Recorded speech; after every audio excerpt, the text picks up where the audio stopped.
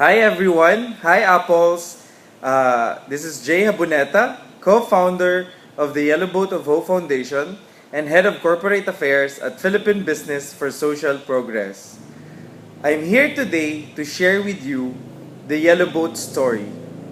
4 years ago, I first went to Zamboanga City in the south of the Philippines, 536 miles south of Manila. And while I was there, I was speaking in a summit.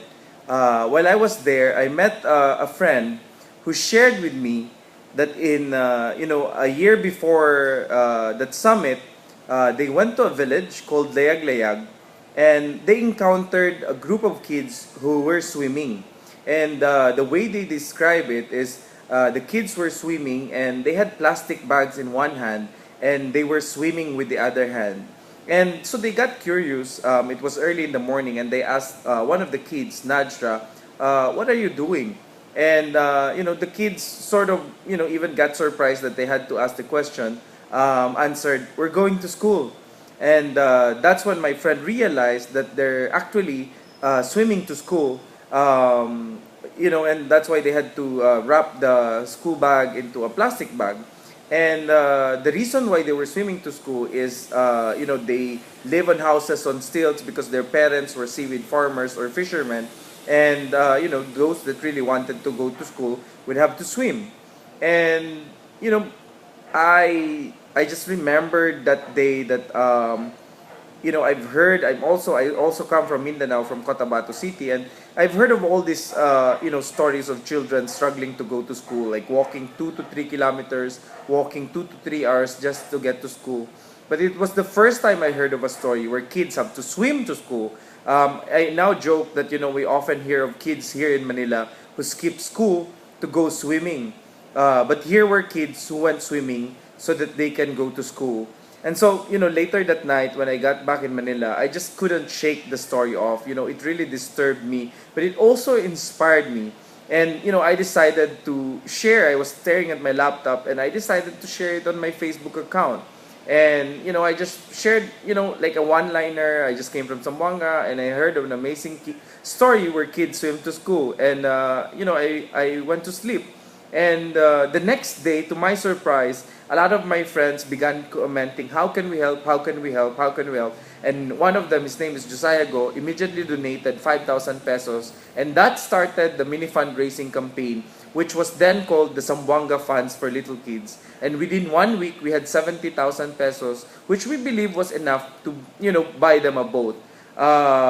And that what started the Yellow Boat. I called another friend who's now my co-founder, Doc Anton Lim from Zamboanga, and I told him we sort of have some money, and he went to the community. He identified a group of kids, and we sent them the money, and then we built the boat. When the boat was about to be finished, we were wondering, what to color it, what to name it, and we got inspiration from the yellow school bus. As you can imagine, the yellow school bus takes the kids from their homes to the school and back and forth, and so we colored it yellow. And then when we were about to name the boat, as any ship before you launch it, you usually name it. We went back to the community and we asked them, "What do you think should we name our boat?" And they all answered, "Bagong Pag-asa," which means new hope because, they said, finally someone is helping us. You really brought hope to the community. And so that started the Yellow Boat of Hope project. And to date, 4 years after, we're now in 45 communities around the Philippines because, as you can imagine, there are 7,000 islands in the Philippines. So we realized that the situation in Layag-Layag in Zamboanga was not unique. In that area, there are kids who struggle to go to school because of a body of water in other areas in the Philippines. And so we're now in 45 communities. We built a dormitory, Yellow School of Hope. We're also, doing a lot of other projects in health, like medical missions, livelihood projects, and other projects depending on the community.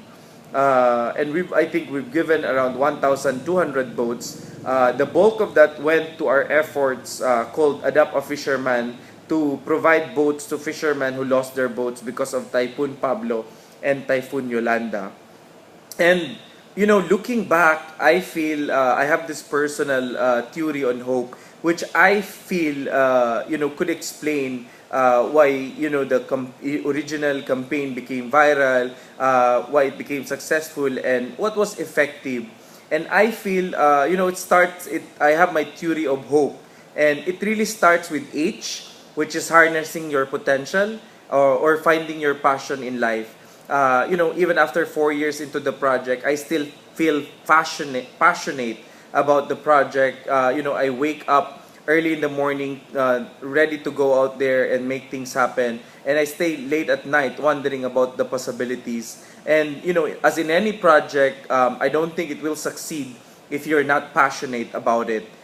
So H is really about harnessing that passion. O, the second element that made it successful, can anyone guess? I'm showing my wallet. O is about opening your wallet. It doesn't necessarily mean using your own money, but tapping your network, tapping resources that are available to you to make to start the project, to implement the project. I have this story that other people wouldn't normally fund you if they haven't seen that you've taken the time yourself to invest in any project. So it's very important to realize that to start any project, once you found your passion, most of the time to start it, you would have to fund it as well, or invest your own resources. P is the next element, the third element. So HOP.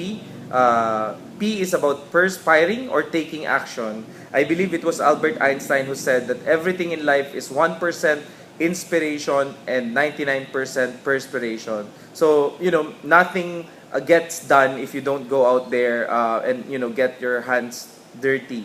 So it's very important not only to find your passion, not only to, open your wallet.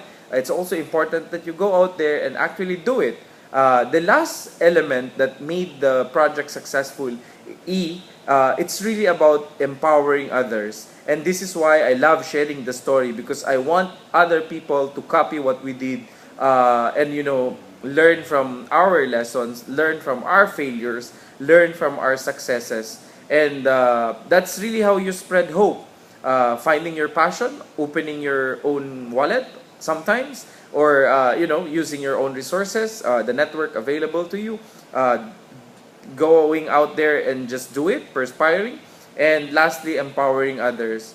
I hope you gained some insights and lessons from this short sharing, and good luck with your projects. Thank you.